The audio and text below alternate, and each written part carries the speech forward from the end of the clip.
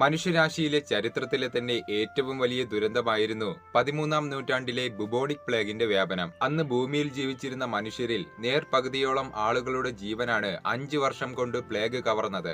നൂറ്റാണ്ടുകളോളം ഭൂമിക്ക് മേൽ കരിനിഴൽ വീഴ്ത്തിയ ഈ ഒരു മഹാമാരിയെ അവർ വിളിച്ചിരുന്നത് കറുത്ത മരണം അഥവാ ബ്ലാക്ക് ഡെത്ത് എന്നായിരുന്നു. 6-ാം നൂറ്റാണ്ടിൽ ചൈനയിലെ ഡിയാൻഷ്യൻ പർവ്വത നിരകൾക്കിടയിൽ നിന്നാണ് പ്ലേഗിന്റെ തുടക്കം. കപ്പൽ കയറിയ എലികൾ വഴി രോഗം അവിടെ നിന്നും യൂറോപ്പിലെത്തപ്പെട്ടു. റോമൻ സാമ്രാജ്യത്തിന്റെ തുടർച്ചയായിരുന്ന ബൈസന്റൻ സാമ്രാജ്യത്തിന്റെ കീഴിലായിരുന്നു അന്നത്തെ മെഡിറ്ററേനിയൻ മേഖല. അവിടെ പ്ലേഗ് കാട്ടുതീ പോലെ പടർന്നു. ചുരുങ്ങിയ കാലം കൊണ്ട് തന്നെ 5 കോടി മനുഷ്യരുടെ ജീവൻ പ്ലേഗ് കീഴടക്കി. 18-ാം നൂറ്റാണ്ടിൽ വീണ്ടും തിരികെ വന്ന പ്ലേഗിന് ഇന്ത്യയിലും ചൈനയിലുമായി വീണ്ടും ഒരുപാട് പ്രശ്നങ്ങൾ സൃഷ്ടിക്കുവാൻ കഴിഞ്ഞു. എന്നാൽ ആധുനിക വൈദ്യശാസ്ത്രം നേടിയ പുരോഗതി നമ്മെ പ്ലേഗിൽ നിന്നും രക്ഷപ്പെടുത്തി. യെർസെനിയ പെസിസ് എന്ന ബാക്ടീരിയയാണ് രോഗകാരണമെന്ന് കണ്ടെത്തുവാൻ സാധിച്ചു. ആന്റിബയോട്ടിക്കിന്റെ കണ്ടുപിടുത്തം രോഗബാധിതരെ രോഗത്തിൽ നിന്നും രക്ഷപ്പെടുത്തുന്നതിൽ നിർണായക പങ്ക് വഹിക്കുകയും ചെയ്തു.